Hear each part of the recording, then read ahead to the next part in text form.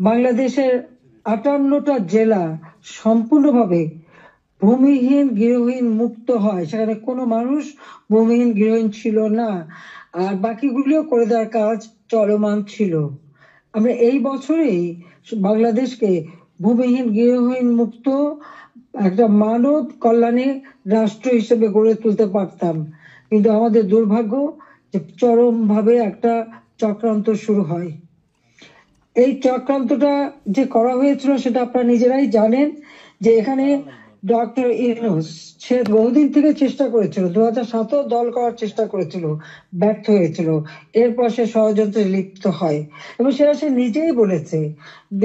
যখন জাতিসংঘে গিয়েছিল বিল ক্লিন্টন ফাউন্ডেশনের এক অনুষ্ঠানে, বিল ক্লিন্টনের সঙ্গে পরিচয় করার সময় সে বলেছিল যে 2024 জুলাই 7 তারিখ থেকে যে কোটা আন্দোলন শুরু হয়, এটা কোনো ছাত্র জনতার আন্দোলন ছিল না, এটা ছিল তার মেটিকুলাসলি ডিজাইন করা একটা পরিকল্পিতভাবে আন্দোলন, যার মাধ্যমে আমাকে ক্ষমতাচ্যুত করে এবং তার মাস্টার মাইন্ড দিয়ে সে পরিকল্পনা করে এটা করেছিল।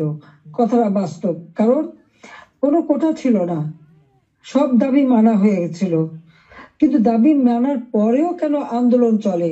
আর এই আন্দোলনের কোনো নেতা কিন্তু খুঁজে পাওয়া যায়নি। যেখানে যেটা গভীর চক্রান্ত সেটা বোঝাই যাচ্ছিল। এই চক্রান্তটা সে মেটিকুলাসলি করেছিল। তার চক্রান্ত 1, 2, 3 অর্থাৎ ABC, এইভাবেই ডি, এভাবেই তার পরিকল্পনা করা। প্রথমে আন্দোলন সে সফল করলো, এরপর সব জ্বালা পোড়াও। জাতির পিতা বঙ্গবন্ধু স্মৃতি জাদুঘর, ওই ছবিটুকু তো আমরা 2 বোন পেয়েছিলাম, আমরা তো ভোগের জন্য নেইনি, জনগণকে এই সম্পদ দান করেছিলাম। সেই বঙ্গবন্ধু ভবন, স্মৃতি জাদুঘর আগুন পড়ায় একসাথে, ওই লাইনে 9টা বাড়ি পড়ায়, 4টা মানুষ পড়ে মারা যায়।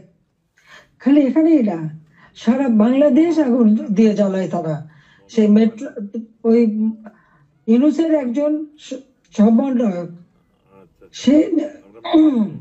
সে নিজেই স্বীকার করেছে পুলিশ হত্যা এবং মেট্রো রেলে আগুন না দিলে নাকি তাদের বিপ্লব সফল হতো না।